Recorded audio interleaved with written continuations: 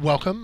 This is Professor McKinsey, and I wanted to look at example 2 from section 1.3 of the reading.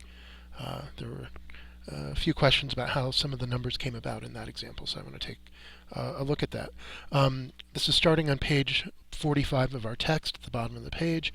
It's this example of building an exponential decay model where we're studying the drug Dilantin, and we're told that at 8 hours after 4 p.m., so at midnight, this drug reaches its peak concentration of 15 micrograms per milliliter. And then we're told that the half-life of the drug is 22 hours, which means that 22 hours later, the amount of the drug in the bloodstream would be half as much. And that pattern would continue. Another 22 hours after that, the concentration of the drug would again be decreasing by 50%. So we have an exponential decay model because over any 22-hour period, the amount of the drug decreases by the same percentage. So an exponential model is an appropriate model to use here. The first question was to write out what the model would be. Now, they set up their input for the model to be the number of hours after midnight, which was when you were at peak concentration. And they don't say it, but they're letting the letter H correspond to the number of hours after midnight. So when H equals 0, we're at peak concentration, and that concentration is was given to us as 15 micrograms per milliliter. 22 hours later, when H equals 22, the concentration is half of 15, or 7.5. So we have 2 data points, and they're going to use those 2 data points to construct this model that that they've given. So what I want to do is look at how this specific formula would be constructed, how this would come about. So we know that when H equals 0, the concentration is 15, and when H equals 22, the concentration is half of 15, or 7.5. And we also know to expect our model to be an exponential model, that the concentration should be some constant A multiplied by another constant B raised to the power H, where H is our variable, in this case time in hours. So what we need to do is find values for A and B that fit the data that we were presented with. We can do that by substituting the corresponding values for H and C that we know about. So for example, when H equals 0, C of 0 is 15. And when we make that substitution, we end up with the equation 15 equals A times B to the power 0. Now, B to the power 0 is going to be the number 1. And so we've discovered that 15 equals A multiplied by 1, which of course is just A. So A equals 15. That's cool. All right, so we know that A equals 15.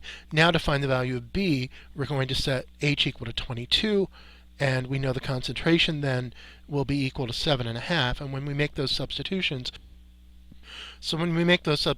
we end up with 7.5 equals 15 times B to the 22nd power. To solve this equation for B, we divide both sides by 15. 7.5 divided by 15 is 1/2, because that's how we built 7.5. It was half of 15. So on one side we'll have 1/2. On the other side we'll have B to the power 22. And so all we need to do is take the 22nd root of both sides, or equivalently, if we raise both sides to the power 1 over 22, just as a reminder, if you raise the 22nd power of something to the 1 over 22nd power, you get to multiply your exponents. You get B to the first, or just B. So B should be 1/2 to the power 1 over 22, which we can compute is 1/2 to the power 1 over 22 is 0.96898, blah, blah, blah. And indeed, that's the value that the text had in their solution. So A is 15, B is 0.96898, and our model then is that the concentration as a function of time, C of H, is 15 multiplied by 0.96898 to the power H. All right, let's move on to part B. What is the concentration of this drug in the person's plasma at 8 a.m. on Tuesday? And now that's 8 hours after peak concentration, which was at midnight. And so that's asking us to compute the concentration when H equals 8. And that's just a matter of replacing H with the number 8 and letting our calculator compute that this number is around 11.7. The units were in micrograms per milliliter. So that's part B. For part C, we want to find when the concentration would reach the value 10 micrograms per milliliter. And then their follow-up question is, would that occur before 4 p.m. on that Tuesday, which is when the patient would take their second dose of the drug. And so to find out when the concentration reaches 10 micrograms per milliliter, they set 10 equal to the formula for C of H, the A times B to the H power. And we want to solve this equation for H. They suggest using technology or algebra. And so I want to look at how one would do this using algebra and perhaps also how you might do it using technology. So first, the algebra approach. So the equation we're interested in solving is the equation 10 equals 15 times b to the h, where b is this decimal that we built in part A. I'm going to call it b for a little bit just to save us some hassle, so we don't have to keep recopying the same number over and over and over again. Remember, we're trying to solve for h. Everything else in sight is a known quantity. And when you're trying to solve an equation for one of the exponents, the tool you're going to end up using is going to be logarithms. And so the first step I'm going to do, though, is divide both sides by 15 so I can isolate this b to the h term on one side. If you divide both sides by 15, you'll have 10 over 15, or 2/3, equals b to the power h. And now what I want to do is get my hands on h. And the technique for doing that is to take logs of both sides. I'm going to go ahead and use the natural logarithm. So the natural logarithm of 2/3 is going to be equal to the natural logarithm of b to the h.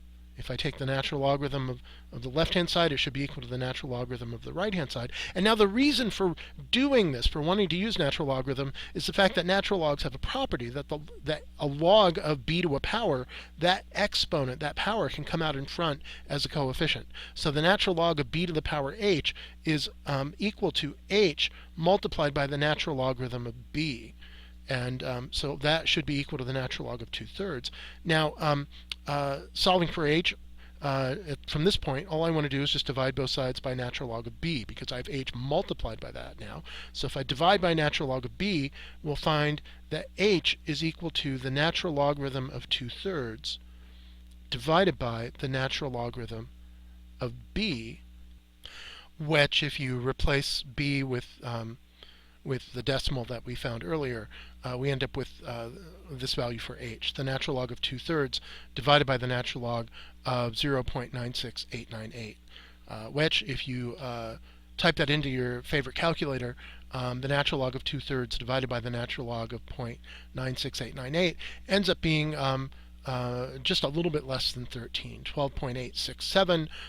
The book rounds that to the nearest tenth. They round it to 12.9. So this then tells us that h is around 12.9. This is h being measured in hours. This is measured in hours after midnight. So 12.9 hours after midnight, this is just before 1 p.m.